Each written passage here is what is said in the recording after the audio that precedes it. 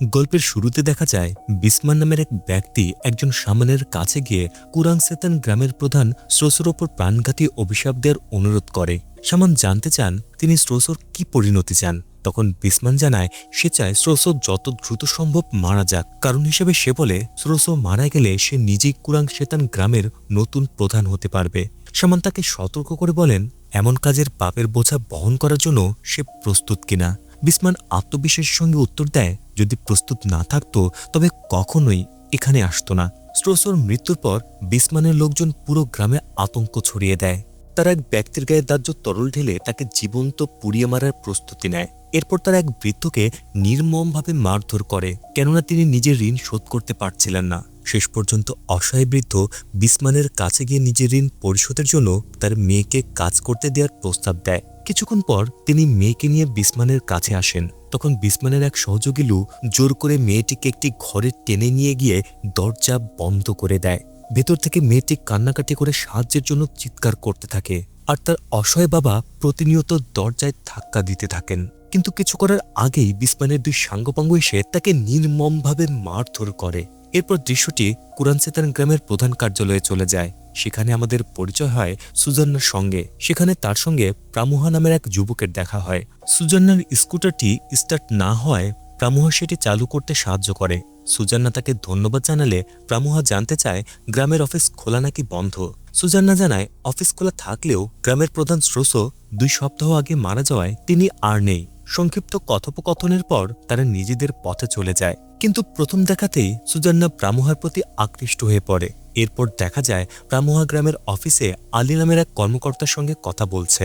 সে জানায় বহু বছর আগে এই গ্রামে বসবাস করা কাসমান ওয়ারঙ্গ নামের একজনকে সে খুঁজছে। প্রামুহা বলে ছোটবেলায় কাসমান এই গ্রামেই থাকত। আলী তাকে আশ্বস্ত করেন যে তিনি সরকারি নথিপত্রে খোঁজ নিয়ে দেখবেন এবং পরে আবার আসতে বলেন। সেই রাতেই বাড়িতে ফিরে সুজান্না বারবার প্রামুহার কথায় ভাবতে থাকে। ঠিক তখন তার বাবা সাত্রিও বাইরে থেকে ডাক দেন। তিনি টেবিলের ওপরে রাখা উপহারের বাক্স দেখে জানতে চান বিসমানের পাঠানো উপহারটি কে গ্রহণ করেছে।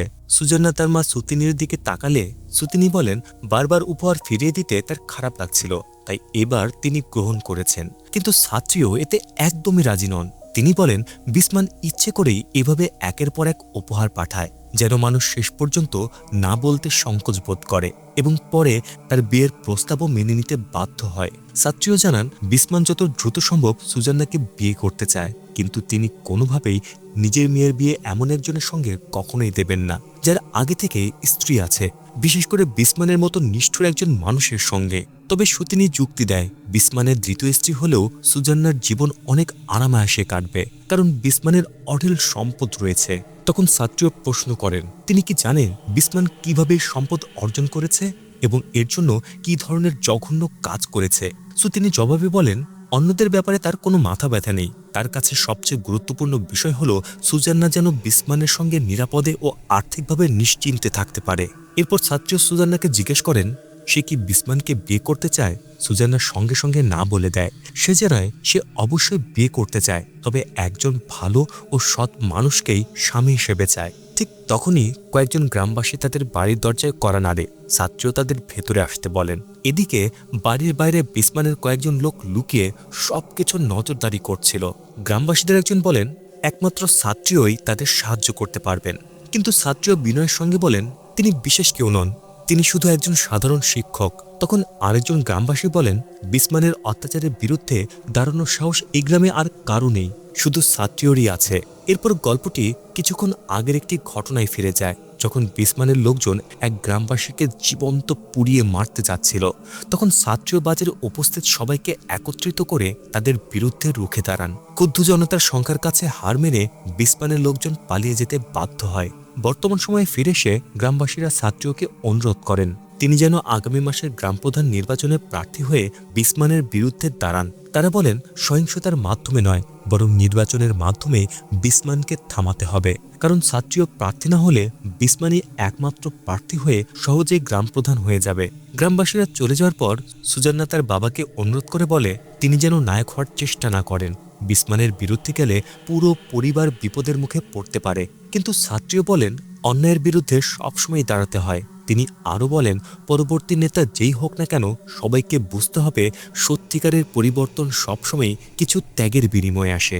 বাবার কথা শুনে বিরক্ত হয়ে সুজানা ঘরের ভেতরে চলে যায়। এরপর সুতিনীয় সাত্রিওকে সতর্ক করে বলেন, তার এ ধরনের কাজ বিসমানকে আরও ক্ষিপ্ত করে তুলবে এবং এতে তাদের পরিবারের ওপর বিপদ আসতে পারে। এই সময় সাত্রিও কোনো উত্তর না দিয়ে নীরবে সেখান থেকে চলে যান। এদিকে বিসমানের লোকজন সাত্রিও ও গ্রামবাসীদের কথোপকথনের সব খবর জানিয়ে দেয়। তারা বলে সাত্রিওর যথেষ্ট প্রভাব রয়েছে, তিনি চাইলে পুরো গ্রামের মানুষকে বিসমানের বিরুদ্ধে একজোট করতে পারে। এই কথা শুনে বিসমান প্রচণ্ড রেগে যায়। সে ভাবতে থাকে সাত্রিও তাহলে তার সব সমস্যার মূল, কারণ পুরো গ্রামে একমাত্র সাত্রিও তার কাছে নিজের জমি বিক্রি করতে অস্বীকার করেছে। এরপর তার লোকজন জানায় সাত্রিও নাকি বিসমানের বিরুদ্ধে শহরের পুলিশের কাছেও অভিযোগ করতে যাচ্ছেন। এতে ক্ষিপ্ত হয়ে বিসমান আবার সেই সামানের কাছে যায় এবং সাত্রিওর ওপরও এক ভয়ঙ্কর অভিশাপ দেওয়ার অনুরোধ করে। সামান জানায় সে ইতিমধ্যেই সাত্রিওর বাড়ির পেছনের দরজায় মৃত্যুর আঘাত নামে এক ভয়ঙ্কর কালো জাদুর অভিশাপ স্থাপন করে এসেছে। সেদিন গভীর রাতে আগুনের গোলার মধ্যে একটি রহস্যময় শক্তি দ্রুত ছুটে আসে সাত্রিওর বাড়ির দিকে। হঠাৎ বাইরে থেকে অদ্ভুত একটি শব্দ শুনে সুজান্নার ঘুম ভেঙে যায়। সে ও সুতিনী বাইরে এসে দেখে তাদের পোষা বিড়ালটি পড়ে আছে মৃত অবস্থায়।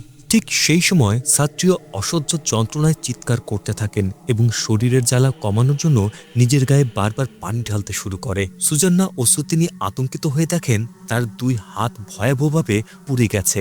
তখনই সুতিনী বুঝতে পারে এটি সাধারণ কোনো ঘটনা নয়, বরং কালো জাদুর অভিশাপের ফল।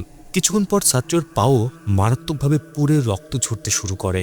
এরপর তার শরীরের চামড়ার নিচে অসংখ্য পোকা কিলবিল করতে থাকে এবং একসময় চামড়া ফুঁড়ে বেরিয়ে এসে তার শরীর থেকে হামাগুড়ি দিয়ে বের হতে শুরু করে।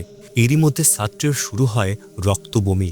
সুজানা ও সুতিনী প্রাণপণ চেষ্টা করেও তাকে আর বাঁচাতে পারেন না। তাদের চোখের সামনেই সাত্রিও শেষ নিঃশ্বাস ত্যাগ করেন। এরপর দৃশ্যটি বিসমানের আস্তানায় চলে যায়, যেখানে সে তার লোকজনদের নিয়ে আনন্দ উদযাপন করছে। ঠিক তখনই তার সহযোগী কাউই এসে জানায় বিসমানের স্ত্রী সুরো সাত্রিওর মৃত্যুর পর তার বাড়িতে দোয়া ও প্রার্থনায় অংশ নিতে গেছেন। এই খবর শুনে বিসমান আতঙ্কিত হয়ে পড়ে এবং সঙ্গে সঙ্গে কাউইকে তাকে ফিরিয়ে আনতে নির্দেশ দেয়। তার ভয় ছিল সুরো হয়তো সুজানাকে বলে দিবে সাত্রিও ও সুরোসো দুজনকে কালো জাদুর মাধ্যমে হত্যা করেছে বিসম্যান, যেন সে গ্রামের প্রধান হতে পারে। এরপর কাউই, লু ও বান্টিং মোটরসাইকেলে করে দ্রুত সুজান্নার বাড়ির উদ্দেশ্যে রওনা দেয়। এদিকে সুরো সুজান্নার সঙ্গে কথা বলছিল। সুজান্না জানায় তার মা বাড়িতে নেই। তখন অপরাধবোধে ভুগতে থাকা সুরো আর সত্য লুকিয়ে রাখতে না পেরে সবকিছু খুলে বলেন। তিনি জানান গ্রামের প্রধান হওয়ার লোভে বিসম্যানি কালো জাদু ব্যবহার করে সুরোসো এবং সুজান্নার বাবাকে হত্যা করেছে। ঠিক সেই সময় তিনজন লোক সেখানে এসে পৌঁছায়। কাউই সুরোকে বলে বিসমান তাকে বাড়িতে ডেকেছে, কিন্তু সুরো যেতে অস্বীকার করে এবং তাদের চলে যেতে বলে। এতে ক্ষিপ্ত হয়ে বান্টিং তার হাত শক্ত করে ধরে জোর করে নিয়ে যেতে চায়। আত্মরক্ষার জন্য সুরো একটি ছুরি তুলে বান্টিংকে সতর্ক করেন যেন সে তাকে স্পর্শ না করে, কিন্তু বান্টিং তার হাত মুচড়ে জোরে ধাক্কা দিলে তিনি পিছিয়ে গিয়ে দেয়াল থেকে বেরিয়ে থাকা একটি পেরেকের সঙ্গে মাথায় আঘাত লাগে তার এবং ঘটনাস্থলেই সে মারা যায়। এই ভয়াবহ দৃশ্য দেখে সবাই স্তব্ধ হয়ে যায়। সুরোর মৃত্যু দেখে আতঙ্কিত সুজান্না বাড়ি থেকে দৌড়ে পালিয়ে যায়। সঙ্গে সঙ্গে ওই তিনজন তাকে ধাওয়া করে। সুজান্না গভীর বনের ভেতর দিয়ে দৌড়াতে থাকে আর তারা মোটরসাইকেলে তার পিছু নেয়। একসময় সুজান্না একটি খারাপ পাহাড়ের কিনারে এসে আটকে যায়। লোকগুলো তাকে আত্মসমর্পণ করতে বললেও ভয়ে সে নদীতে পড়ে যায়। পড়ার সময় ধারালো কাঠের একটি খুঁটি তার শরীর ভেদ করে ঢুকে যায়, ফলে সে মারাত্মকভাবে আহত হয়ে প্রচুর রক্তক্ষরণ করতে থাকে। কিছুক্ষণ পর খুঁটিটি ভেঙে যায় এবং নদীর স্রোত তাকে ভাসিয়ে নিয়ে যায়। পরে বান্টিং বিসমানের কাছে পুরো ঘটনার কথা স্বীকার করে। তখন বিসমান প্রথমে জানতে চায় সুজান্না এখন কোথায়। বান্টিং জানায় সুরোর মৃত্যু দেখে সুজান্না ভয়ে পালিয়ে যায়। তারা অনেক চেষ্টা করেও তাকে ধরতে পারেনি। এরপর বিসমান জানতে চায় সুরো কি সুজান্নাকে তার বাবার উপর করা কালো জাদুর কথা জানাতে পেরেছিল। লু জানায় তার মনে হয় সে ওই সুযোগ পায়নি। এতে বিসমান কিছুটা স্বস্তি পেলেও সতর্ক থাকে এবং তার লোকদেরকে আদেশ দেয় যেভাবেই হোক সুজান্নাকে খুঁজে বের করতে হবে, তবে তাকে জীবিত অবস্থায় ফিরিয়ে আনতেই হবে। এরপর দৃশ্যটি বনের ভেতরে চলে যায়, যেখানে প্রামোহা ধ্যান করছিল। হঠাৎ সে নদীর স্রোতে ভেসে আসা সুজান্নার দেহ দেখতে পায়। সে সঙ্গে সঙ্গে নদীতে ঝাঁপ দিয়ে সুজান্নাকে উদ্ধার করে তীরে নিয়ে আসে। এরপর তাকে নিজের বাড়িতে নিয়ে যায়। যেখানে তার খালা গায়ত্রী সুজান্নার ক্ষতগুলো চিকিৎসা করেন। পরীক্ষা করে গায়ত্রী জানান সুজান্না এখনও বেঁচে আছে এবং প্রামোহাকে তার পুরোপুরি সুস্থ হওয়া পর্যন্ত পাশে থাকতে হবে। এরপর প্রামোহা সাবধানে তার শরীরে গেঁথে থাকা কাঠের খুঁটিটি বের করে দেয়। এরই সাথে গায়ত্রীর চিকিৎসা চালিয়ে যান। 3 সপ্তাহ পর অবশেষে সুজান্নার জ্ঞান ফিরে আসে। তখন গায়ত্রী তাকে বলেন বেঁচে থাকার প্রবল ইচ্ছাশক্তি তাকে মৃত্যুর মুখ থেকে ফিরিয়ে এনেছে। সুজান্না জিজ্ঞেস করে সে কোথায় আছে। গায়ত্রী জানান সে এখন কিনুগুতু গ্রামে তার বাড়িতে রয়েছে এবং তার ভাগ্নে প্রামোহায় তাকে উদ্ধার করেছে। এরপর গায়ত্রী ও তার সহকারী বাউক নিজের পরিচয় দেয়। কয়েক সপ্তাহ পর একদিন তারা একসঙ্গে খাবার খাওয়ার সময় প্রামোহা সুজান্নাকে মনে করিয়ে দেয় তাদের আগেও একবার দেখা হয়েছিল। সুজান্না জানায় তারও সেটা মনে আছে। পরে তারা কথা বলার সময় দেখতে পায় এক মেয়ে কোলে কান্নারত শিশুকে নিয়ে গায়ত্রীর বাড়িতে এসেছে। কান্নায় ভেঙে পড়া সেই মেয়েটি জানায় তার স্বামী প্রতিদিন তাকে ও তার সন্তানকে নির্মমভাবে মারধর করে। মেয়েটি নির্যাতন আর সহ্য করতে পারছে না।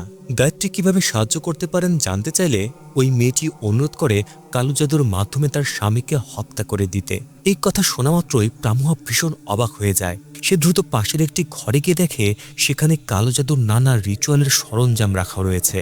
কিছুক্ষণ পর গায়ত্রী সেখানে এসে পৌঁছালে প্রামোহা তাকে প্রশ্ন করে। সে জানায় এতদিন সে ভেবেছিল গায়ত্রী শুধু মানুষকে সুস্থ করার চিকিৎসাই করেন।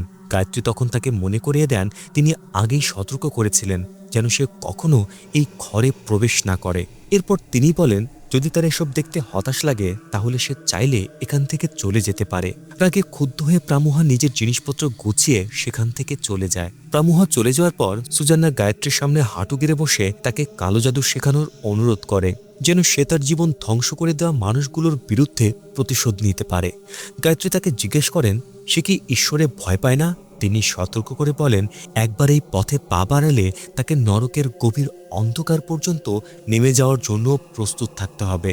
সুজান্না নিশ্চিত কণ্ঠে জানায় যদি তার মাকে রক্ষা করা এবং প্রতিশোধ নেওয়ার জন্য কালো জাদু শিখতে হয় তবে সে যে কোনো কষ্ট সহ্য করতে প্রস্তুত। সুজান্নার এই কথা শুনে গায়ত্রী বলেন তিনি অনেকদিন ধরেই এমন একজন যোগ্য উত্তরসূরি খুঁজছিলেন যার হাতে নিজের সব জ্ঞান তুলে দিতে পারবেন। তিনি চেয়েছিলেন প্রামোহায় তার উত্তরসূরি হোক, কিন্তু প্রামোহার আগ্রহ ছিল শুধু চিকিৎসাবিদ্যা শেখার প্রতি। তবে প্রথম দেখাতেই গায়ত্রীর অন্তর্দৃষ্টি তাকে জানিয়ে দেয় সুজানার মধ্যে এমন বিরল ক্ষমতা রয়েছে যার মাধ্যমে সে খুব সহজেই কালো জাদুর শক্তি গ্রহণ করতে পারবে। অবাক হয়ে সুজানা জানতে চায় তার মধ্যে কি এমন বিশেষ ক্ষমতা আছে। তখন গায়ত্রী তাকে জিজ্ঞেস করেন সে কি বাউককে দেখতে পাচ্ছে। সুজানা হ্যাঁ বলতেই গায়ত্রী জানান প্রামোহা কোনোদিনই বাউককে দেখতে পায়নি, কারণ বাউক আসলে এই বাড়িতে বসবাসকারী এক জিন। তিনি আরও বলেন 1 মাস অচেতন থাকার পর সুজানার আধ্যাত্মিক শক্তি জেগে উঠেছে, আর সেই কারণেই সে তার সব জ্ঞান গ্রহণ করার জন্য সবচেয়ে উপযুক্ত ব্যক্তি। এরপর গায়ত্রী জানান কালো জাদু শিক্ষা শুরু করার আগে সুজানাকে 7 দিন 7 রাতের একটি বিশেষ সাদা উপবাস পালন করতে হবে। সেটি চলাকালীন তাকে পুরোটা সময় দাঁড়িয়ে থাকতে হবে এবং 1 মুহূর্তের জন্যও ঘুমানো যাবে না। এই কঠিন উপবাস শেষ হলে দক্ষিণ সাগরের পানিতে দাঁড়িয়ে অনবরত প্রার্থনা করতে হবে যেন সেই গোপন বিদ্যা গ্রহণের জন্য নিজেকে প্রস্তুত করতে পারে। অবশেষে তাকে টানা 40 দিন 40 রাত ধ্যান করতে হবে, যা সবচেয়ে কঠিন পরীক্ষা। এই ধ্যানের সময় অসীম শারীরিক ও মানসিক শক্তির প্রয়োজন হবে। ধ্যান চলাকালে গুহার ভেতরে একের পর এক ভয়ঙ্কর আত্মা আবির্ভূত হয়ে সুজান্নার মনোযোগ ভেঙে দেওয়ার চেষ্টা করবে। ঠিক সেই মুহূর্তে সুজান্নার শক্তির সঙ্গে সামঞ্জস্যপূর্ণ এক অত্যন্ত শক্তিশালী আত্মা সেখানে উপস্থিত হয়। তাকে দেখা মাত্রই অন্য সব ভয়ঙ্কর আত্মারা ভয়ে পালিয়ে যায়। গায়ত্রী সুজান্নাকে জানান এই শক্তিশালী আত্মাটি এখন থেকে তার অনুগত সহচর হয়ে থাকবে, তবে এর বিনিময়ে আত্মাটি যে বলি চাইবে তা তাকে দিতে হবে। যতদিন সেই শর্ত মানবে ততদিন আত্মাটি তার সব আদেশ পালন করবে। এরপর আত্মাটি একটি ছোট তাবিজের রূপ নেয়। গায়ত্রী সুজানাকে নির্দেশ দেন সে যেন তাবিজটি সবসময় নিজের সঙ্গে রাখে, কারণ প্রয়োজনের সময় এই তাবিজটি হবে সেই আত্মার আশ্রয়, যার মাধ্যমে সে আত্মাটির শক্তিকে আহ্বান করতে পারবে। এরপর দৃশ্যটি গ্রামের প্রধানের কার্যালয়ে চলে যায়। সেখানে প্রামোহা বিসমানের সঙ্গে দেখা করতে আসে। সে জানায় কাসমান নামের এক ব্যক্তির সম্পর্কে তথ্য জানতে এসেছে, যিনি এক সময় এই গ্রামেই বাস করতেন। বিসমান কারণ জানতে চাইলে প্রামোহা বলে কাসমানই তার বাবা। সে জানায় তার বাবার কোনো ছবি নেই, তবে তার মায়ের একটি ছবি রয়েছে। ছবিটি দেখেই বিসমান সঙ্গে সঙ্গে কাসমানকে নিকৃষ্ট ও অসভ্য মানুষ বলে গালাগাল করে। সে জানায় কাসমান এক মহিলাকে গর্ভবতী করেছিল, আর সেই কারণেই তাকে গ্রাম থেকে তাড়িয়ে দেওয়া হয়েছিল। এরপর প্রামুহা জানতে চায় তার বাবা এখন কোথায় আছেন, কিন্তু বিসমান ঠান্ডা গলায় জানিয়ে দেয় কাসমান অনেক আগেই মারা গেছে। এই কথা বলেই সে রাগান্বিত অবস্থায় অফিস ছেড়ে বেরিয়ে যায়। সেই রাতে সুজান্না নিজের গ্রামে ফিরে এসে বাড়িতে যায়। সেখানে গিয়ে সে দেখে তাদের বাড়িটি প্রায় ধ্বংসস্তূপে পরিণত হয়েছে এবং তার মা গুরুতর আহত অবস্থায় বিছানায় শুয়ে আছেন। সুতিনি জানান সুজান্না নিখোঁজ হওয়ার পর থেকে কাউই, লু এবং বেনং প্রতিদিন বাড়িতে এসে খাবার দাবি করত। তাদের মন মতো কিছু না হলেই তারা তাকে নির্মমভাবে মারধর করত। মায়ের এই অবস্থা দেখে সুজান্না ভীষণ রেগে যায় এবং তাদের প্রত্যেককে শাস্তি দেওয়ার শপথ করে। কিন্তু সুতিনি তাকে সতর্ক করে বলেন তারা অত্যন্ত ক্ষমতাবান মানুষ, তাই প্রতিশোধ না নিয়ে গ্রাম ছেড়ে চলে যাওয়ায় তাদের জন্য ভালো হবে। এরপর তিনি অনুরোধ করেন মৃত্যুর পর যেন তাকে তার স্বামীর কবরের পাশে দাফন করা হয়। এই কথাগুলো বলার কিছুক্ষণ পরেই তিনি শান্তভাবে শেষ নিঃশ্বাস ত্যাগ করেন। এরপর সুতিনির দাফনের দৃশ্য দেখানো হয়।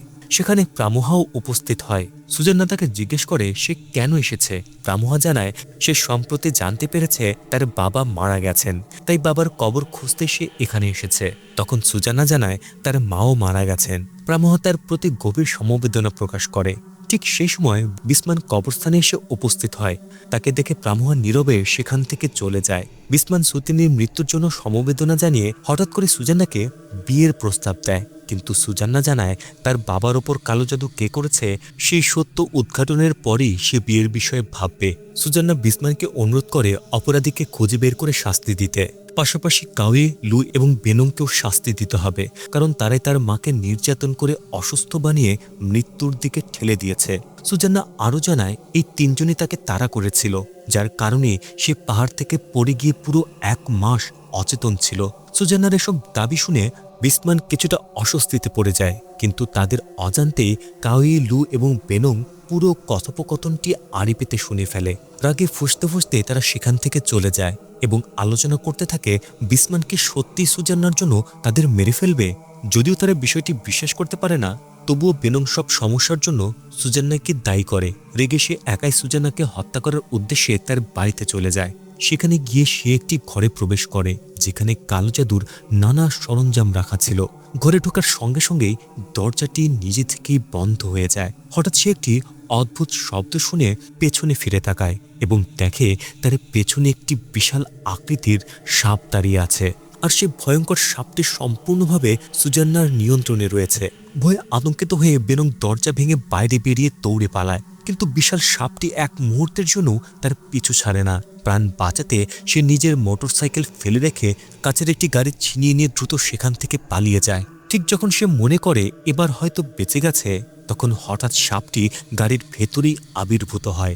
মুহূর্তের মধ্যে সেটি তার প্যান্টের ভেতরে ঢুকে গোপনাঙ্গে ছোবল মারে। প্রচণ্ড যন্ত্রণায় বেনং গাড়ির নিয়ন্ত্রণ হারিয়ে ফেলে এবং গাড়িটি ভয়াবহ দুর্ঘটনার কবলে পড়ে যায়। কোনো মতে ধ্বংসস্তূপ থেকে বেরিয়ে আসতে গাড়ি থেকে জ্বালানি লিক হতে শুরু করে। এরপর গাড়িটি তার শরীরের ওপরে এসে পড়ে। অনেক কষ্টে সে হামাগুড়ি দিয়ে সেখান থেকে বেরিয়ে আসার সঙ্গে সঙ্গেই গাড়িটি বিস্ফোরিত হয়, ফলে তার সারা শরীর মারাত্মকভাবে পুড়ে যায়। পরের দিন বিসমান হাসপাতালে গিয়ে গুরুতর আহত বেনংকে দেখতে যায়। অসহ্য যন্ত্রণায় কাতর বেনং বিসমানকে অনুরোধ করে তার জীবন শেষ করে দিতে। প্রথমে বিসমান তাকে সান্ত্বনা দেওয়ার ভান করলেও পরে একটি বালিশ দিয়ে তার মুখ চেপে ধরে শ্বাসরোধ করে হত্যা করে। ঠিক সেই সময় কাউই ও লু সেখানে এসে সবকিছু দেখে ফেলে, কিন্তু ততক্ষণে অনেক দেরি হয়ে গেছে। বিসমান বলে বেনং নিজে তাকে এই কাজ করতে অনুরোধ করেছিল, কিন্তু তার এই কথা শুনে কাউই ও লু প্রচণ্ড ক্ষুব্ধ হয়ে সেখান থেকে চলে যায়। এদিকে প্রামুহা রাতের খাবার নিয়ে সুজান্নার বাড়িতে আসে। সুজান্না তাকে ভেতরে ডেকে জিজ্ঞেস করে সে কি তার বাবার কোনো খোঁজ পেয়েছে।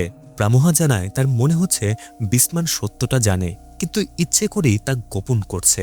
তখন সুজান্না তাকে বিসমানের কাছ থেকে দূরে থাকতে বলে এবং সে এটাও জানায় তার বাবাকে হত্যা করেছে বিসমানই। প্রামুহা তাকে সাহায্য করার প্রস্তাব দিলেও সুজান্না তা প্রত্যাখ্যান করে। সে বলে সে চায় না প্রামুহাও বিপদে পড়ুক, নিজের প্রতিশোধ সে নিজেই নেবে। প্রামুহা তাকে সতর্ক করে বলে একাইভাবে এগুলে সেও পরবর্তী শিকার হতে পারে, কিন্তু সুজান্না জানিয়ে দেয় এখন আর সে কাউকেই ভয় পায় না। এরপর প্রামুহা নীরবে সেখান থেকে চলে যায়। পরের দিন সকালে লুর স্ত্রী তাকে জানায় কোরআন শেখান এমন পরিচয় দিয়ে এক মেয়ে তাদের বাড়িতে এসেছিল। সে বলেছিল লুই তাকে পাঠিয়েছে এবং সেই অজুহাতে লুর একটি ছবি নিয়ে গেছে। কথাটি শুনেই লু বুঝতে পারে সেই মহিলাটি আসলেই সুজান্না ছিল। এদিকে সুজান্না লুর ছবিটি ব্যবহার করে তার উপর কালো জাদু প্রয়োগ করতে শুরু করে। একটি ভুরু পুতুলের সাহায্যে সে লুকে সম্পূর্ণ নিজের নিয়ন্ত্রণে নিয়ে আসে এবং তাকে একটি নারিকেল গাছে উঠতে নির্দেশ দেয়। সম্মোহিত অবস্থায় লু স্ত্রীর বারবার প্রশ্ন উপেক্ষা করে নিঃশব্দে গাছে উঠতে থাকে। গাছের একেবারে চূড়ায় পৌঁছানোর পর সুজান্না তাকে নিচে পড়ে যেতে বাধ্য করে। পড়ে গিয়ে তার একটি পা ভেঙে যায় আর অন্য পাটি একটি ধারালো লোহার রডে গেঁথে যায়। এই ভয়াবহ দৃশ্য দেখে তার স্ত্রী চিৎকার করে সাহায্য চাইতে থাকে। পরের দৃশ্যে দেখা যায় বিসমান হাসপাতালে লুকে দেখতে এসেছে। সেখানে গিয়ে সে দেখে লুর 2 পাই কেটে ফেলতে হয়েছে। তখন কাউই ব্যঙ্গ করে বিসমানকে বলে সামান্য একটি মেয়ের জন্য সে নিজের লোকদেরকেই বলি দিচ্ছে। বিসমান শপথ করে জানায় এসব হামলার সঙ্গে তার কোনো সম্পর্ক নেই, কিন্তু কাউই তার কথা বিশ্বাস না করে রাগে সেখান থেকে চলে যায়। পরে কাউই কয়েকজন লোককে নিয়ে বিসমানের সেই সামানের বাড়িতে যায় এবং তাকে বাইরে বেরিয়ে আসতে বলে। তারা পুরো বাড়িতে আগুন ধরিয়ে দেয়, কিন্তু আশ্চর্যজনকভাবে সামান সম্পূর্ণ অক্ষত অবস্থায় আগুনের ভেতর থেকে বেরিয়ে আসে। তখন একজন বলে নিশ্চয়ই কোনো কালো জাদু তাকে রক্ষা করছে, আর তার পায়ের বুড়ো আঙ্গুল কেটে ফেলতে পারলেই সেই জাদুর শক্তি নষ্ট হয়ে যাবে। এরপর তারা সামানকে শক্ত করে ধরে রাখে এবং কাউই তার পায়ের বুড়ো আঙ্গুল কেটে ফেলে। তারপর তাকে আবার জ্বলন্ত বাড়ির ভেতরে ছুঁড়ে ফেলে রেখে আসে, যেখানে আগুনে পুড়ে ছটফট করতে করতে তার মৃত্যু হয়। পরদিন কাউই হাসপাতালে গিয়ে বিসমানকে বলে তার সবচেয়ে প্রিয় সামান মারা যাওয়ায় সে স্বস্তি পেয়েছে, কারণ এখন আর বিসমান সামানের মাধ্যমে তার বা লুর ওপর কালো জাদু করতে পারবে না। এতে বিসমান ভীষণ রেগে যায় এবং জোর দিয়ে বলে সে কখনো সামানকে তাদের ক্ষতি করার নির্দেশ দেয়নি। কিন্তু সেই মুহূর্তে সুজান্না আবারও কালো জাদু প্রয়োগ করে। হঠাৎ লু অসহ্য যন্ত্রণায় চিৎকার করে ওঠে। তার কানে ভয়ঙ্কর ব্যথা শুরু হয় এবং কিছুক্ষণের মধ্যেই অসংখ্য পোকা তার কানের ভেতর থেকে বেরিয়ে আসতে থাকে। এই দৃশ্য দেখে কাউই ও বিসমান দুজনেই আতঙ্কিত হয়ে পড়ে। কিছুক্ষণ যন্ত্রণায় ছটফট করার পর লু হাসপাতালের বিছানা থেকে পড়ে যায় এবং সেখানেই মৃত্যুবরণ করে। তখন বিসমান কাউইকে মনে করিয়ে দেয় সে আগেই বলেছিল সামান নির্দোষ ছিল। পরদিন প্রাম্য আবার গ্রামের প্রধানের কার্যালয়ে গিয়ে তার বাবার সম্পর্কে আরও তথ্য জানার চেষ্টা করে। সেখানে সে আড়ি পেতে বিসমান ও কাউইর কথোপকথন শুনে ফেলে। তারা আলোচনা করছিল যদি সামান দোষী না হয় তাহলে কালো জাদু করছে কে। কাউই নিশ্চিতভাবে বলে সুজান্নাই নিশ্চয়ই অন্য কোনো সামানের সাহায্য নিয়েছে, কারণ তাদের বিরুদ্ধে প্রতিশোধ নেওয়ার কারণ একমাত্র তারই আছে। তখন বিসমান তার 3 জন বিশ্বস্ত লোককে নির্দেশ দেয় তারা যেন দিনরাত সুজান্নার বাড়ির উপর নজর রাখে এবং বিশেষ করে কোনো সামান সেখানে এলে সঙ্গে সঙ্গে তাকে যেন খবর দেয়। এমনকি যে কেউ গুরুত্বপূর্ণ তথ্য দিতে পারবে তাকে 3 গুণ বেশি বেতন দেওয়ার প্রতিশ্রুতিও দেয়। ঠিক তখনই বিসমান প্রামোহাকে দেখতে পেয়ে জানতে চায় সে এখানে কেন এসেছে। প্রামোহা জানায় সে তার বাবার সম্পর্কে আরও জানতে চায়, কিন্তু বিসমান আবারও একই কথা বলে তার বাবা মারা গেছে। এরপর সে সেখান থেকে চলে যায়। সেই রাতেই প্রামোহা গোপনে সুজান্নার বাড়িতে গিয়ে তাকে সতর্ক করে। সে জানায় বিসমান ও কাউয়ের কথা সে শুনেছে। তারা মনে করছে সুজান্না অন্য কোনো সামানের সাহায্যে কালো জাদু করছে, তাই এখন তার বাড়ির উপর সারাক্ষণ নজরদারি চলছে। সে সুজান্নাকে যত দ্রুত সম্ভব গ্রাম ছেড়ে চলে যেতে বলে, কিন্তু সুজান্না রাজি হয় না। প্রামোহা বাড়ি থেকে বের হওয়ার সময় একটি ঘরে কালো জাদুর নানা সরঞ্জাম এমনকি একটি তাবিজও দেখতে পায়। সে অবাক হয়ে জিজ্ঞেস করে গায়ত্রী খালার কাছ থেকে সে কেন এসব শিখছে। সুজান্না শান্তভাবে উত্তর দেয় তার সামনে আর কোনো পথে খোলা ছিল না। সে প্রশ্ন করে সারা জীবন কি শুধু প্রার্থনাই করে যাবে আর ঈশ্বরের সাহায্যের অপেক্ষায় বসে থাকবে। সে আরও বলে সারা জীবন প্রার্থনা করার পরও তার বাবা মা দুজনকেই হারিয়েছে। যখন সে শয়তান মানুষগুলো তার বাবাকে হত্যা করেছিল এবং তার মায়ের উপর নির্যাতন চালিয়েছিল তখন তাদের বাঁচাতে কেউ এগিয়ে আসেনি। ঠিক সেই সময় দুরান নামে এক প্রহরী সুজান্নার দরজায় কড়া নাড়ে। সুজান্নার দরজা খুলে সে জানায় ভেতর থেকে একজন পুরুষের কণ্ঠস্বর শুনতে পেয়েছে। সুজান্না বলে ঘরে আর কেউ নেই, চাইলে সে পুরো বাড়ি তল্লাশি করতে পারে। তল্লাশি করতে গিয়ে দুরান কালো জাদুর সরঞ্জামে ভরা একটি ঘর খুঁজে পায়। ভয়ে আতঙ্কিত হয়ে সে দ্রুত বাইরে বেরিয়ে আসে। তখনই সুজান্না তার উপরও একটি কালো জাদুর মন্ত্র প্রয়োগ করে। এই সময় প্রামোহা তাকে সতর্ক করে বলে এখন দুরান সব সত্য জেনে গেছে এবং সে নিশ্চয়ই বিসমানকে সব জানিয়ে দেবে। কিন্তু সুজান্না বলে সে আর কাউকে কিছুই বলতে পারবে না। এরপর সে প্রামোহাকে সেখান থেকে চলে যেতে বলে, কিন্তু বাড়ি থেকে বের হওয়ার সঙ্গে সঙ্গেই কয়েকজন গুন্ডা তাকে ঘিরে ফেলে। কাউই মাথায় জোরে আঘাত করে তাকে অজ্ঞান করে দেয়। পরের দৃশ্যে দেখা যায় প্রামোহাকে টেনে হেঁচড়ে বিসমানের সামনে নিয়ে আসা হয়েছে। বিসমান জানতে চায় সে সুজান্নার বাড়িতে কি করছিল।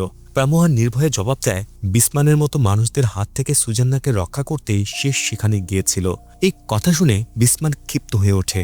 সে ঘোষণা করে এই গ্রামে একমাত্র ক্ষমতাবান ব্যক্তি সেই, আর যেই তার বিরুদ্ধে দাঁড়াবে তাকে সে ধ্বংস করে দেবে। এত কথা বলে সে প্রামোহার মুখে সজোরে ঘুষি মারে। কিছুক্ষণ পর দুরান আরও দুজন প্রহরীকে ফিরে নিয়ে এসে জানায় সুজান্নাই কালো জাদু করেছে, কিন্তু সুজান্নার অভিশাপের কারণে দুরান তার নাম উচ্চারণই করতে পারে না। এতে বিসমান ভীষণ বিরক্ত হয়ে রাগে সেখান থেকে চলে যায়। এদিকে সুজান্না গোপনে বিসমানের বাড়িতে ঢুকে একটি আলমারির ভেতরে লুকিয়ে রাখা একটি কেরিস খুঁজে পায়। সেটি ভালোভাবে পরীক্ষা করে আবার আগের জায়গায় রেখে দেয়। এরপর সে বিসমানের একটি ছবি নিয়ে আরেকটি ঘরে গিয়ে তার উপর প্রাণঘাতী কালো জাদুর রিচুয়াল শুরু করে। ঠিক সেই সময় বিসমান বাড়িতে ফিরে আসে। সুজান্না নিজের কেরিস দিয়ে হাত কেটে রক্ত ঝরিয়ে সেই রক্ত বিসমানের ছবির উপর ফেলে। রিচুয়াল শুরু করতেই বিসমানের আলমারিতে রাখা কেরিসটি প্রচণ্ডভাবে কাঁপতে শুরু করে। বিসমান দ্রুত সেটি হাতে তুলে নেয়। ঠিক তখনই সুজান্না তার কেরিস দিয়ে ছবিটিতে আঘাত করে, আর সঙ্গে সঙ্গে বিসমান যেন অদৃশ্য কোনো শক্তির ধাক্কায় জোরে ছিটকে পড়ে। কিন্তু একই সময়ে সুজান্নার কেরিসও প্রচণ্ডভাবে কাঁপতে শুরু করে এবং অদৃশ্য এক শক্তি তাকে ঘরের এক পাশ থেকে আর এক পাশে ছুঁড়ে ফেলে দেয়। আঘাতে সে অজ্ঞান হয়ে যায়। শব্দ শুনে বিসমান ঘরে ঢুকে দেখে সুজান্না মেঝেতে অচেতন অবস্থায় পড়ে আছে এবং তার হাত এখনও কেরিসটি শক্ত করে ধরে রয়েছে। এর পরের দৃশ্যে সুজান্নার জ্ঞান ফিরলে সে দেখতে পায় তাকে একটি খাটের সঙ্গে বেঁধে রাখা হয়েছে এবং পাশে বসে আছে বিসমান। বিসমান বলে মাত্র কয়েক মাস গ্রাম ছেড়ে থেকে কালো জাদু শিখে ফিরে আসায় সে সত্যিই মুগ্ধ হয়েছে, তবে তার মতে সুজান্না এখনো অতিরিক্ত অহংকারী হয়ে গেছে। বিসমান জানায় সে নিজে কখনো কালো জাদু চর্চা করেনি, কিন্তু বহু শক্তিশালী সামানের সঙ্গে তার সম্পর্ক রয়েছে। তাদের প্রত্যেকেই তাকে নানা ধরনের সুরক্ষার তাবিজ দিয়েছে। এরপর সে সুজান্নাকে অতীত ভুলে গিয়ে তার বিয়ের প্রস্তাব গ্রহণ করতে বলে, কিন্তু সুজান্না তা সরাসরি প্রত্যাখ্যান করে। সে মনে করিয়ে দেয় বিয়ের আগে যে শর্তগুলো সে দিয়েছিল সেগুলো এখনো পূরণ হয়নি। সে আরও বলে বিসমানের দুজন লোককে সে ইতিমধ্যে মেরে ফেলেছে, তবে এখনও একজন বেঁচে আছে। কোনো উত্তর না দিয়ে বিসমান ঘর থেকে বেরিয়ে দরজায় তালা লাগিয়ে দেয় এবং কাউইকে নিয়ে কুদরত নামে আরেক সামানের কাছে যাওয়ার নির্দেশ দেয়। পরদিন বিসমান কুদরতকে সুজান্নার উপরে এমন একটি মন্ত্র প্রয়োগ করতে বলে যা তার আত্মাকে বিভক্ত করে সব স্মৃতি মুছে দেবে। এরপরে ঠিক মাঝরাতে বিসমান সুজান্নার জন্য খাবার নিয়ে তার ঘরে যায়। এদিকে কিওয়ান নামের এক পুলিশ সদস্য গোপনে জানালার ফাঁক দিয়ে সবকিছু দেখছিল। সে শুনতে পায় সুজান্না তার সমস্ত স্মৃতি হারিয়ে ফেলেছে, এমনকি বিসমান আবারও তার নাম সুজান্না বলে পরিচয় করিয়ে দেয়। এরপর সে সুজান্নার হাত পায়ের বাধা খুলে দিয়ে তাকে খাবার খেতে দেয়। এরপরে বিসমান বন্দি অবস্থায় থাকা প্রামোহার কাছে যায় এবং জানতে চায় সে কেন আবার এই গ্রামে ফিরে এসেছে। প্রামোহা জানায় সে তার বাবাকে খুঁজতে এসেছে। তখন বিসমান তার মায়ের নাম জানতে চাইলে প্রামোহা বলে তার মায়ের নাম ছিল আস্তুতি। সে মায়ের একটি ছবি দেখিয়ে জানায় তার বাবার কোনো ছবি তার কাছে নেই। ছোটবেলা থেকেই সে জেনে এসেছে তার বাবা একজন নাবিক ছিলেন এবং তার জন্মের সময়ের কাছাকাছি এক দুর্ঘটনায় মারা যান। তখন বিসমান জানায় তার বাবা তাকে মিথ্যা বলেছিলেন, তিনি কোনো নাবিক ছিলেন না, আর তার প্রকৃত নামও কাসমান ছিল না। বিসমানের মতে সে মিথ্যা নাম ও পেশা ব্যবহার করেছিল, কারণ আসল উদ্দেশ্য ছিল প্রামোহার মাকে এড়িয়ে যাওয়া। কেননা বিভিন্ন জায়গায় তার একাধিক প্রেমিকা ছিল। গ্রাম ছেড়ে চলে যাওয়ার পর সে আর কখনো ফিরে আসেনি। বিসমান জানায় প্রামোহা যদি তার প্রশ্নগুলোর উত্তর দেয় তবে সে তার বাবার আসল অবস্থান সম্পর্কে জানাবে। প্রামোহা এতে রাজি হয়। প্রথমে বিসমান জানতে চায় সে কি সত্যি শুধু বাবাকে খুঁজতে এই গ্রামে এসেছে। প্রামোহা হ্যাঁ বলে উত্তর দেয়। এরপর বিসমান জিজ্ঞেস করে সে কি সুজান্নার কারণেও এখানে এসেছে। প্রামোহা তা অস্বীকার করে, কিন্তু যখন বিসমান জানতে চায় সে কি সুজান্নাকে ভালোবাসে, তখন প্রামোহা পাল্টা প্রশ্ন করে সে কেন এসব জানতে চাচ্ছে। এটা শুনে বিসমান জানায় খুব শীঘ্রই সুজান্না তার স্ত্রী হতে যাচ্ছে এবং সে নিশ্চিত হতে চায় কেউ যেন তাদের মাঝে বাধা হয়ে দাঁড়াতে না পারে। প্রামোহা বলে সুজান্না কখনোই নিজের ইচ্ছায় বিসমানকে বিয়ে করবে না, আর যতদিন সে বেঁচে আছে ততদিন সে এই বিয়ে হতে দেবে না। এরপর বিসমান বাইরে বেরিয়ে আসে। প্রামোহা হতবাক হয়ে দেখে সুজান্না তার দিকে তাকিয়ে জিজ্ঞেস করছে সে কে। তখনই সে বুঝতে পারে বিসমান সুজান্নার সব স্মৃতি মুছে দিয়েছে। প্রচণ্ড রাগে প্রামোহা বিসমানকে ঘুষি মারে, কিন্তু বিসমানের লোকজন দ্রুত তাকে ধরে ফেলে এবং কাউই পাল্টা তাকে আঘাত করে। তবে বিসমান তাকে হত্যা না করে কাউইকে নির্দেশ দেয় প্রামোহাকে কিছু প্রয়োজনীয় জিনিস দিয়ে তার গ্রামে পাঠিয়ে দিতে। কিন্তু 3 জন পুলিশের সাহায্যে প্রামোহা বিসমানের বন্দিদশা থেকে সুজান্নাকে উদ্ধার করে। এরপর সে তাকে গায়ত্রীর বাড়িতে নিয়ে যায় এবং গায়ত্রীকে জানায় কেউ সুজান্নার স্মৃতি মুছে দিয়েছে। গায়ত্রী সঙ্গে সঙ্গে বুঝতে পারে সুজান্নার উপর আত্মা বিভক্ত করার মন্ত্র প্রয়োগ করা হয়েছে। তিনি সুজান্নাকে ভেতরে নিয়ে গিয়ে চিকিৎসা শুরু করেন। এরপরে প্রামোহা গায়ত্রীকে জানায় তাকে কুরাংসেতিন গ্রামে যেতে হবে, কারণ সেখানে তার কিছু কাজ বাকি আছে। প্রামোহা চলে যাওয়ার পর সুজান্না রাগান্বিত হয়ে গায়ত্রীকে জিজ্ঞেস করে সে আসলে কে। তখনও কোদরাতের মন্ত্রের প্রভাবে থাকা সুজান্না হঠাৎ গায়ত্রীর উপর আক্রমণ করে। সে গায়ত্রীর গলা ধরে তাকে শূন্যে তুলে ফেলে এবং পরে জোরে ছুঁড়ে মারে। তখন গায়ত্রী একটি ভাঙা মাটির পাত্রের টুকরো তুলে নেন এবং নিজের রক্ত দিয়ে তার উপরে একটি মন্ত্র লিখে ফেলেন। সুজান্না বাইরে এসে বলে এবার গায়ত্রীর মৃত্যুর সময় হয়েছে। সে গায়ত্রীর চুল ধরে টানতে গেলে গায়ত্রী দ্রুত তার মুখ পূর্ণিমার চাঁদের দিকে ঘুরিয়ে দেয়। সঙ্গে সঙ্গে সুজান্নার শক্তি দুর্বল হয়ে যায়। এরপর গায়ত্রীর রক্তমাখা মাটির টুকরোটি সুজান্নার বুকে চেপে ধরে, ফলে কোদরাতের মন্ত্র ভেঙে যেতে শুরু করে। একই সময়ে কোদরাত ও সুজান্নার মুখ দিয়ে রক্ত বের হতে থাকে। এরপর সুজান্নার মুখ থেকে একটি তাবিজ বেরিয়ে আসে।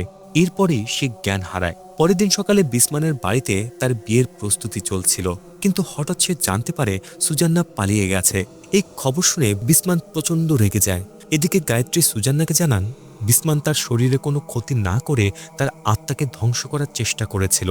সুজান্না গায়ত্রীকে অনুরোধ করে এমন একটি শক্তিশালী মন্ত্র শেখাতে যার মাধ্যমে বিসমানের জাদুকারী সুরক্ষা ভেদ করা যাবে। গায়ত্রী বলেন তিনি বিসমানের সুরক্ষা সরিয়ে দিতে পারেন, তবে একটি নিষিদ্ধ মন্ত্র আছে যা তিনি কখনো কাউকে শেখাননি, কেননা এর ভয়াবহ পরিণতি রয়েছে। এই মন্ত্রের নাম বাঁশের গুচ্ছের মন্ত্র। এর শক্তি মৃত্যুর অভিশাপের সমান, কিন্তু এটি শুধু লক্ষ্যবস্তুকে হত্যা করে না, বরং সেই ব্যক্তির সব বংশধরকেও ধ্বংস করে দেয়। সুজান্না তখন বলে বিসমানের কোনো সন্তান নেই, তাই কোনো নিষ্পাপ মানুষের ক্ষতি হবে না। গায়ত্রী তাকে সতর্ক করে বলেন এই মন্ত্র জীবনে মাত্র একবার ব্যবহার করা যায় এবং এটি কখনো ফিরিয়ে আনা সম্ভব নয়। যদি সুজান্না মন্ত্রটি ফিরিয়ে দেওয়ার চেষ্টা করে তাহলে সে শক্তির উল্টো তার উপর ফিরে এসে তাকেই হত্যা করবে। এদিকে কাউই গ্রামবাসীদের একত্র করে বিসমানের আদেশ জানায়। সে বলে সবাইকে সুজান্নাকে খুঁজে বের করতে হবে। সূর্যাস্তের আগে তাকে যদি খুঁজে না পাওয়া যায় তাহলে সবাইকে কঠিন শাস্তির মুখোমুখি হতে হবে এবং রাতারাতি তাদের সব ঋণ পরিশোধ করতে বাধ্য করা হবে। জনতার ভিড়ের মধ্যে থাকা প্রামোহা অবশেষে বিসমানের আসল ষড়যন্ত্রের সত্য প্রকাশ করে দেয়। সেই গ্রামবাসীদের জানায় বিসমান ইচ্ছে করেই তাদেরকে ঋণের জালে ফাঁসিয়েছে। প্রায় 5 বছর আগে সে গোপনে ধান খেতে পোকামাকড় ছড়িয়ে দিয়েছিল, যার কারণে কয়েক হেক্টর জমির ফসল নষ্ট হয়ে যায়। ফসল নষ্ট হওয়ার পর গ্রামবাসীদের বাধ্য হয়ে বিসমানের কাছ থেকে টাকা ধার নিতে হয়। ঋণ শোধ করার জন্য তারা নিজের জমি বন্ধক রাখতে বাধ্য হয় এবং শেষ পর্যন্ত যে জমিগুলো একসময় তাদের ছিল সেখানেই বিসমানের অধীনে শ্রমিক হিসেবে কাজ করতে শুরু করে। এটাই ছিল বিসমানের আসল উদ্দেশ্য। প্রামোহার কথায় অনুপ্রাণিত হয়ে গ্রামবাসীরা অবশেষে বিসমান ও তার লোকদের বিরুদ্ধে একত্রিত হয়। এরপর শুরু হয় এক বিশাল সংঘর্ষ। এদিকে সুজান্না বাঁশের গুচ্ছের মন্ত্র প্রয়োগ শুরু করে। রিচুয়াল শুরু হওয়ার সঙ্গে সঙ্গে বিসমানের সুরক্ষার জন্য রাখা তাবিজগুলো প্রচণ্ডভাবে কাঁপতে থাকে এবং যে আলমারিতে সেগুলো রাখা ছিল সেটিতে হঠাৎ আগুন ধরে যায়। কাউই দ্রুত বিসমানকে সতর্ক করতে ছুটে যায়। বিসমান তাকে নির্দেশ দেয় তাদের ক্যাফেতে লুকিয়ে রাখা সিন্দুকের ভেতরে টাকা নিয়ে আসতে। অন্যদিকে বাইরে গ্রামবাসী ও বিসমানের লোকদের মধ্যে লড়াই আরও তীব্র হয়ে ওঠে। প্রামোহা ও গ্রামবাসীরা বিসমানের বাড়িতে ঢুকে পড়ে, কিন্তু কাউই পেছনের দরজা দিয়ে একটি জিপে করে বিসমানকে পালিয়ে যেতে সাহায্য করে। তারা দ্রুত ক্যাফের দিকে রওনা দেয় আর গ্রামবাসীরা নিজেদের গাড়ি নিয়ে তাদের পিছু ধাওয়া করে। ক্যাফেতে পৌঁছে বিসমান তার লোকদের নির্দেশ দেয় সব দরজা বন্ধ করে দিতে। বাইরে গ্রামবাসীরা পুরো ভবন ঘিরে ফেলে। ভেতরে বিসমান বুঝতে পারে সিন্দুকের চাবি সে নিজের বাড়িতেই ফেলে এসেছে। এদিকে গ্রামবাসীরা দরজা ভাঙতে শুরু করে এবং ক্যাফেতে আগুন ধরিয়ে দেয়। তখন কাউই অনেক কষ্টে সিন্দুক খুলে টাকার বাক্স বের করে বিসমানের হাতে তুলে দেয়, কিন্তু ঠিক পালানোর মুহূর্তে একটি ভারী কাঠের ভীম ভেঙে পড়ে কাউইকে আটকে ফেলে। গ্রামবাসীরা দ্রুত ক্যাফের ভেতরে ঢুকে পড়ে আর বিসমান জিপের চাবি নিয়ে একাই পালিয়ে যায়। এর কিছুক্ষণ পর জ্বলন্ত কাঠের ভীম কাউয়ের উপরে পড়ে যায় এবং আগুনে পুড়ে তার মৃত্যু হয়। বিসমানকে পালিয়ে যেতে দেখে প্রামোহা একটি মোটরসাইকেল নিয়ে তার পিছু নেয়। এদিকে সুজান্না বাঁশের গুচ্ছর মন্ত্রপাঠ চালিয়ে যেতে থাকে। মন্ত্রের প্রভাবে বিসমান রাস্তায় ভয়ঙ্কর সব আত্মা দেখতে শুরু করে। আতঙ্কে সে কিছুক্ষণের জন্য জিপের নিয়ন্ত্রণ হারিয়ে রাস্তার বাইরে চলে যায়, তবে আবার নিয়ন্ত্রণ ফিরে পায়। এর কিছুক্ষণ পর আরেকটি ভয়ঙ্কর আত্মা তার সামনে উপস্থিত হলে সে ভয়ে নিয়ন্ত্রণ হারিয়ে একটি কাঠ ভর্তি ট্রাকের সঙ্গে সরাসরি ধাক্কা খায়। আশ্চর্যজনকভাবে দুর্ঘটনার পরও সে বেঁচে যায় এবং স্বস্তির হাসি দিয়ে ভাবে সে মৃত্যুকে হারিয়ে ফেলেছে। ঠিক সেই সময় সুজান্নার শরীর বাতাসে ভেসে ওঠে, কারণ মন্ত্র তার শেষ পর্যায়ে পৌঁছে যায়। তার হাতে আগুনের গোলা তৈরি হয় এবং সে সেগুলো বিসমানের জিপের দিকে ছুড়ে দেয়। ঠিক তখনই সেখানে প্রামোহা এসে পৌঁছায়। বিসমান মরিয়া হয়ে তার কাছে জীবন বাঁচানোর জন্য সাহায্য চায়। প্রামোহা তাকে সাহায্য করার চেষ্টা করলেও তার আগে সুজান্নার মন্ত্রের আগুন জিপে আঘাত করে। সঙ্গে সঙ্গে বিশাল বিস্ফোরণ ঘটে এবং বিসমান আগুনে পুড়ে ছাই হয়ে যায়। প্রামোহা হতবাক হয়ে সেই দৃশ্য দেখতে থাকে। এরপর দৃশ্যটি প্রামোহা ও সুজান্নার দিকে চলে যায়, যারা তার বাবা মায়ের কবরের পাশে দাঁড়িয়ে আছে। কবর দেখে সুজান্না আবেগে ভেঙে পড়ে। এই সময় প্রামোহা তাকে এইসব কালো জাদু ছেড়ে দিতে বলে। সে এটাও জানায় এমন একজন আছে যে তাকে এই কষ্ট থেকে মুক্ত হতে সাহায্য করতে পারে। সুজান্না বলে বিষয়টি এত সহজ নয়। সে ভাবতে থাকে ঈশ্বর কি কখনো তাকে ক্ষমা করবেন। প্রামোহা তাকে আশ্বস্ত করে বলে যদি সে সত্যি অনুতপ্ত হয়ে বিশ্বাস রাখে তাহলে ঈশ্বর তাকে অবশ্যই ক্ষমা করবেন। ঠিক তখনই আলী ও আরেকজন কর্মকর্তা সেখানে এসে প্রামোহাকে জানায় পুলিশ বিসমানের বাড়িতে তার নাম লেখা একটি চিঠি পেয়েছে। প্রামোহা চিঠিটি খুললে ভেতরে প্রথমে তার মায়ের একটি ছবি দেখতে পায়। এরপর আরেকটি ছবিতে দেখা যায় তার মা বিসমানের পাশে দাঁড়িয়ে আছে। তারপর সে বিসমানের লেখা চিঠি পড়ে, যেখানে বিসমান স্বীকার করেছে প্রামোহা তারই ছেলে। এটা জানার পরই সে জীবনের আসল সুখ বুঝতে পেরেছে। চিঠিতে বিসমান লিখেছে প্রামোহা হয়তো তার মতো বাবাকে পেয়ে লজ্জিত হতে পারে, কিন্তু সে এমন একজন ছেলের বাবা হতে পেরে গর্বিত। এই সত্য জানার পর প্রামোহা স্তব্ধ হয়ে যায়। একই সময়ে সুজান্নার মনে পড়ে যায় গায়ত্রীর সতর্কবার্তা। বাঁশের গুচ্ছের মন্ত্র শুধু বিসমানকে হত্যা করবে না, বরং সেটি ধ্বংস করবে তার বংশধরকেও। আর এই মন্ত্র ফিরিয়ে নেওয়ার চেষ্টা করলে এর শক্তি আবার তার নিজের ওপর ফিরে আসবে। নিজের করা ভয়ঙ্কর কাজ বুঝতে পেরে সুজান্না নীরবে সেখান থেকে চলে যায়। প্রামোহা তাকে খুঁজতে খুঁজতে শেষ পর্যন্ত সুজান্নার বাড়িতে পৌঁছায়।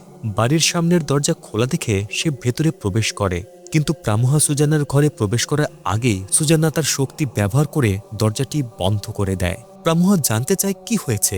সুজান্না জানায় তাকে নিজের কাজের পরিণতি নিজেকেই ভোগ করতে হবে।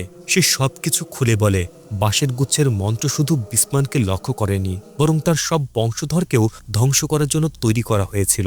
এই কথা শুনে প্রামোহা হতবাক হয়ে যায়, কারণ সে বুঝতে পারে সেও সেই মন্ত্রের একজন শিকার। সুজান্না জানায় সে ইতিমধ্যে মন্ত্রটি বাতিল করে দিয়েছে, তাই এখন সেই ধ্বংসাত্মক শক্তি ফিরে এসে তাকে হত্যা করবে। আর তাই প্রামোহা এখন সম্পূর্ণ বিপদমুক্ত। এগুলো শুনে প্রামোহা বলে নিশ্চয়ই এর জন্য অন্য কোনো উপায় আছে, কিন্তু সুজান্না জানায় আর কোনো পথ নেই। সে বলে অবশেষে কুরাংসেতিন গ্রাম সেই অত্যাচার থেকে মুক্ত হয়েছে যেটা তার বাবা সব সময় চেয়েছিলেন। আর প্রতিটি বড় পরিবর্তনের জন্য কিছু না কিছু ত্যাগ করতেই হয়। কিছুক্ষণ পর প্রামোহা ঘরের ভেতর থেকে অদ্ভুত শব্দ শুনতে পায়। অনেক চেষ্টা করে সে যখন দরজা ভেঙে ভেতরে ঢোকে তখন দেখে পুরো ঘর আগুনে জ্বলছে। মেঝেতে পড়ে আছে সুজান্নার মরদেহ। তার শরীর ভয়ঙ্করভাবে ক্ষতবিক্ষত হয়ে গেছে।